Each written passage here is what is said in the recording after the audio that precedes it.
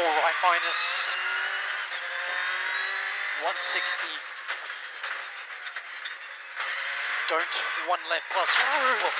Oh, it's a break in the steering.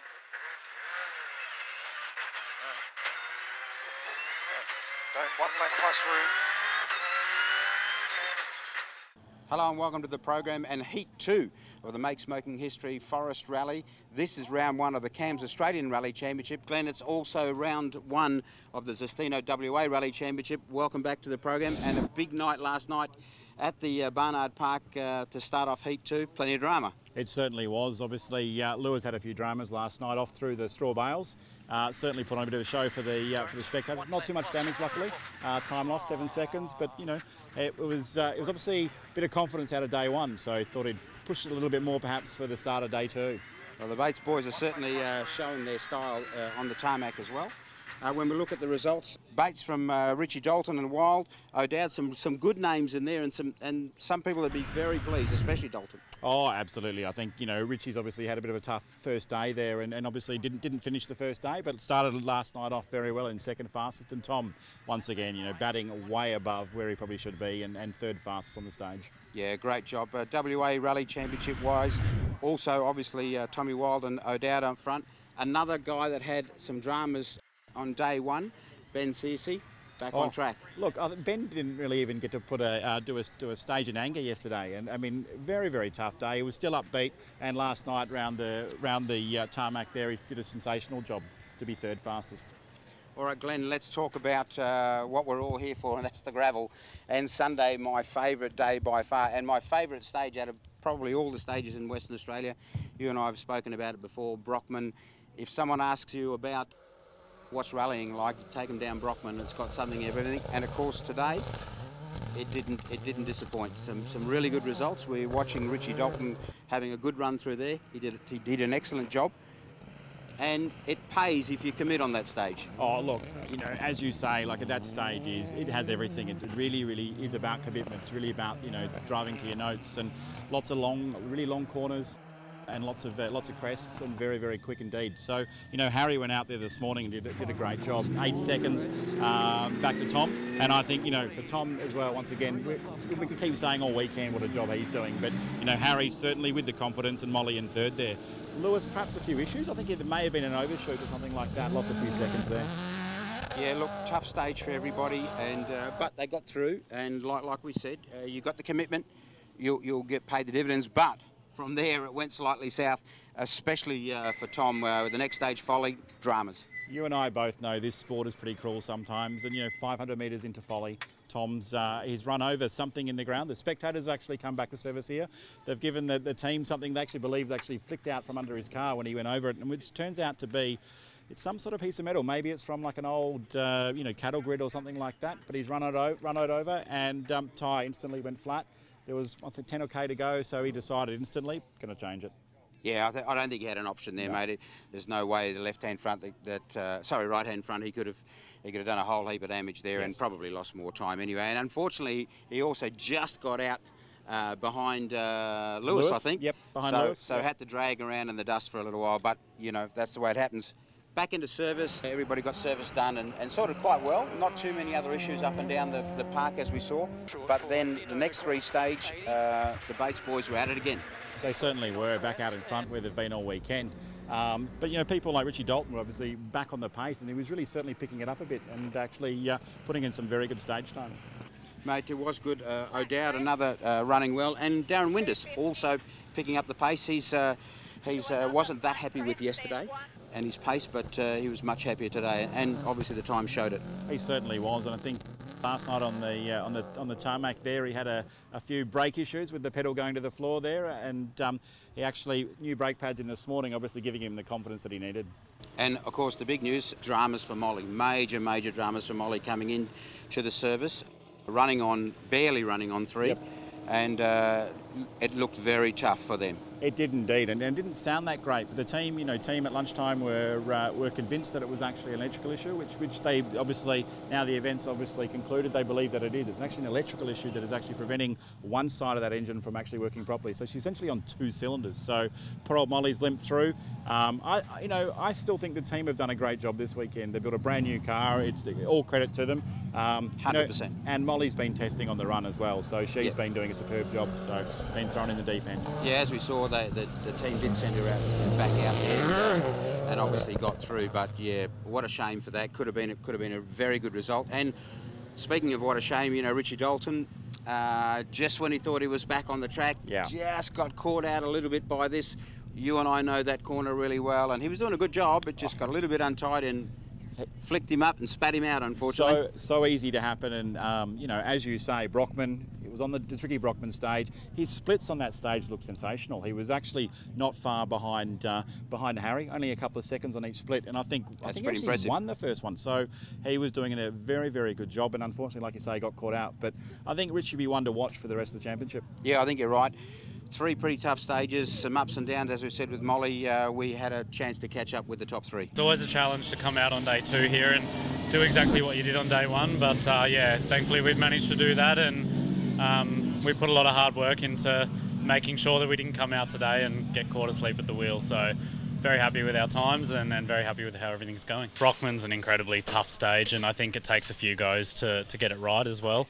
And this morning we both looked at each other at the end of the stage, Sean and I, and said, I think that's our best Brockman. So yeah, to have gone in there and done that, and I guess tamed that beast is a small tick. And then we've just managed to keep that rhythm going. And I did lose one stage to my younger brother in Healthway Loop the first time, so he's still really on it today, but not quite as close as he was yesterday. So the plan now is to keep it clean and consolidate the win. We're sitting in second once again behind Harry and John. We've had a really good morning in that loop of 3 stages just then. We took 2 out of the 3 stage wins, so that was always nice. I think Harry and John caught the 0 car on one of them, but we've had a very good morning and we're happy with where we're at.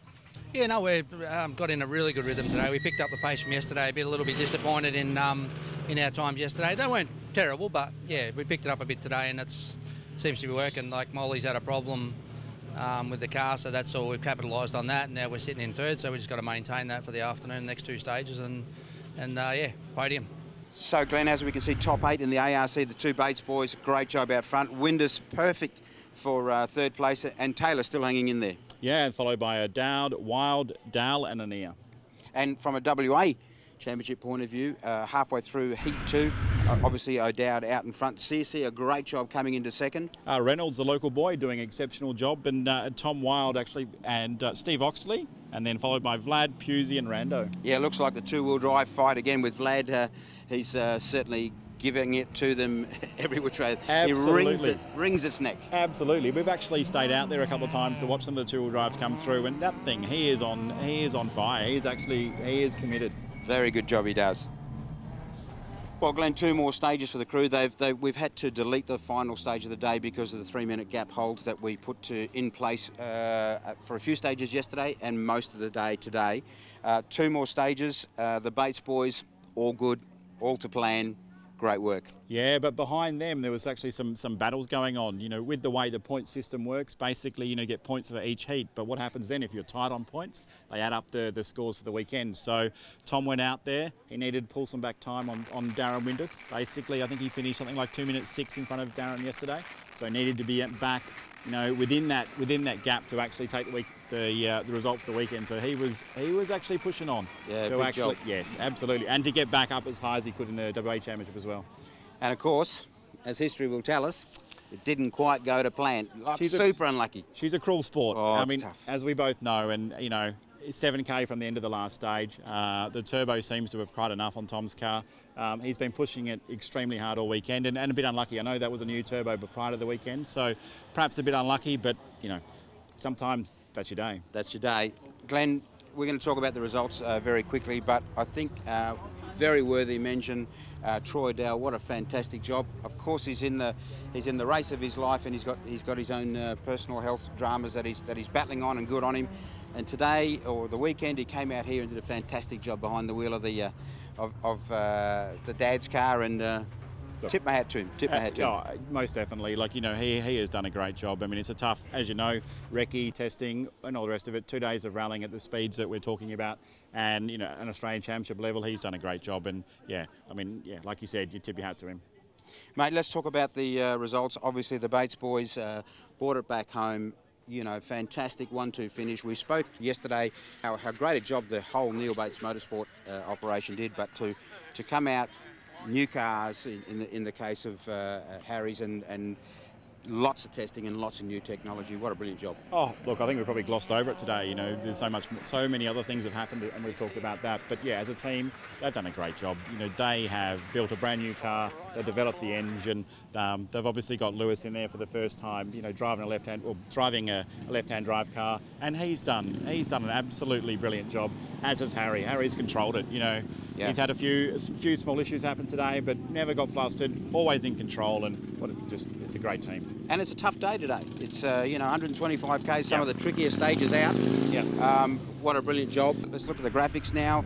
As we said, Harry from Lewis Bates, Darren Windus, John O'Dowd, fantastic job with Tony Fever in the seat. I think John actually probably has the biggest smile of anybody out there right at the moment. You know, he's pretty happy with his pace and what a car he has. You know, Tom Wilde, he was obviously in the fight to try and get back up to the podium. Didn't quite make it today, in 5th. And then Molly Taylor with her engine dramas, Troy Dale, and then Luke Annear. Yeah, really, really good job by all those players.